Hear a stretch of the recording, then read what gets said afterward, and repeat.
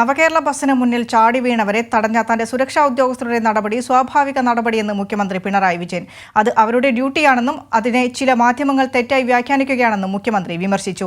കേന്ദ്ര വിവേചനത്തിനെതിരായ കേരളത്തിന്റെ പ്രതിഷേധത്തെ മാധ്യമങ്ങൾ കണ്ടില്ലെന്ന് നടിക്കുകയാണെന്നും മുഖ്യമന്ത്രി കുറ്റപ്പെടുത്തി.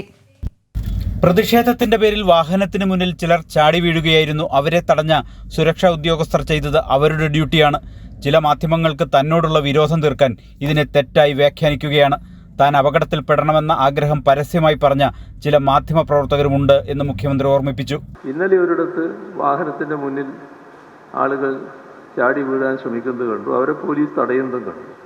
അതാണ് എൻ്റെ ശ്രദ്ധയിൽപ്പെട്ടത്. എൻ്റെ കൂടെയുള്ള അംഗരക്ഷകൻ എന്ന് പറയുന്നത് എനിക്ക് വേറൊന്നും സംഭവിക്കരുത് എന്നുള്ളതിൻ്റെ ഭാഗമായിട്ട് നിൽക്കുന്നതാണല്ലോ. ഒരിടത്ത് സംഭവിക്കുന്നത് ഞാൻ കാണുന്നുണ്ട്. ഒരാൾ ഈ ക്യാമറയും കൊണ്ട് തള്ളിയിങ്ങ് വരികയാണ്. അത് സാധാരണ അന്തരീക്ഷത്തിൽ നിന്ന് മാറിക്കൊണ്ടാണ് തള്ളി വരുന്നത്. അയാളെ തള്ളി മാറ്റുമെന്ന് ഞാൻ കണ്ടിരിക്കുന്നു. എൻ്റെ തൊട്ടടുത്താണ് അനിലപ്പോൾ ഉള്ളത്. അയാൾ തള്ളി മാറ്റുന്നുണ്ട്. അതാണ് നിങ്ങൾ കഴുത്തിന് പിടിച്ച് തള്ളലാക്കി മാറ്റിയത്. ഈ ഒരുപാട് വാഹനാപകടങ്ങൾ ഉണ്ടാകുന്നല്ലോ. അങ്ങനെ വാഹനാപകടത്തിൽ ഇയാൾ മരിച്ചു കിട്ടാത്തതെന്ന് ചോദിച്ച ആളുകൾ നിങ്ങളുടെ കൂട്ടത്തിലുണ്ടല്ലോ. അങ്ങനെയുള്ള വികാരത്തോടെ ആളുകൾ പാഞ്ഞെടുത്താൽ ഇവർ സ്വാഭാവികമായിട്ടും മാറ്റുമല്ലോ. അതല്ലേ കാണുന്നത്. കേന്ദ്ര വിവേചനത്തിനെതിരെ ഒരക്ഷരം മിണ്ടാൻ പ്രതിപക്ഷ നേതാവ് ഇതുവരെ തയ്യാറായിട്ടില്ല. പ്രതിപക്ഷ നേതാവിന്റെ ഈ നിലപാടിനെ ഒരു മാധ്യമവും വിമർശിച്ചു കണ്ടില്ല. ഇന്ന് കേന്ദ്ര ഗവൺമെന്റ് കാണിക്കുന്ന തെറ്റായ നടപടിക്കെതിരെ നമ്മുടെ സംസ്ഥാനം സുപ്രീം കോടതിയിലടക്കം പോയിരിക്കുകയാണല്ലോ. ഞാൻ എല്ലാവരോടുമായി അഭ്യർത്ഥിച്ചല്ലോ, ഈ പ്രതിപക്ഷത്തോട് പ്രത്യേകം അഭ്യർത്ഥിച്ചല്ലോ, നിങ്ങൾ ഇതുമായി സഹകരിക്കാൻ തയ്യാറാകണം. നേരത്തെ അഭ്യർത്ഥിച്ചല്ല, ഇപ്പോൾ വീണ്ടും അഭ്യർത്ഥിച്ചല്ലോ. ആ അഭ്യർത്ഥന വന്നപ്പോൾ പ്രതിപക്ഷ നേതാവിൻ്റെ പ്രതികരണം എന്താ വന്ന്? നിങ്ങളുമായിട്ട് ഒരു ബന്ധവുമില്ല, നിങ്ങളുമായിട്ട് ഒരു യോജിപ്പുമില്ല. അതാണോ സ്വീകരിക്കേണ്ട സമീപനം? ഇത് നാടിൻ്റെ പ്രശ്നമല്ലേ? കുട്ടനാട്ടിലെ വെള്ളപ്പൊക്കത്തിന് പരിഹാരമായാണ് തോട്ടപ്പള്ളിയിൽ മണൽ നീക്കം ചെയ്യാൻ തീരുമാനിച്ചത്. UDF സർക്കാരിൻ്റെതായിരുന്നു തീരുമാനം. ഇതിനായി ഒരു സ്വകാര്യ കമ്പനിക്കും ഇടത് സർക്കാർ അനുമതി നൽകിയിട്ടില്ല. ആരോപണങ്ങൾ ഉന്നയിക്കുന്നത് വെറുതെ പ്രചരണത്തിനാണെന്നും മുഖ്യമന്ത്രി പറഞ്ഞു.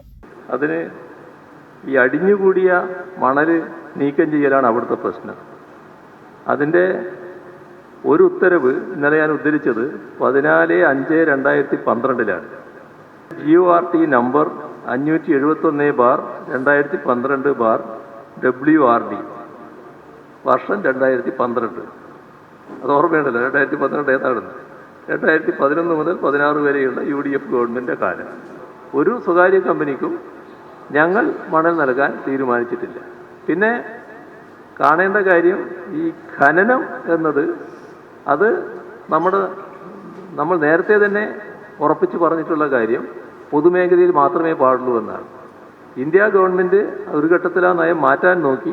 ആ ഘട്ടത്തിലും സംസ്ഥാന ഗവൺമെൻറ് ഖനനം പൊതുമേഖലയിൽ മാത്രമേ പാടുള്ളൂ എന്ന ഉറച്ച നിലപാടാണ് സ്വീകരിച്ചത്.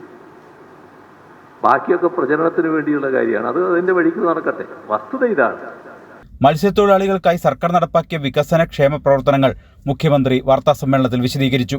തീരമേഖലയിൽ നവകേരള സദസ്സിന് ലഭിച്ച വൻ വരവേൽപ്പിന് കാരണം ഈ ജനക്ഷേമ നയമാണെന്നും മുഖ്യമന്ത്രി പറഞ്ഞു. ആലപ്പുഴയിൽ നിന്നും സാലി മുഹമ്മദ്.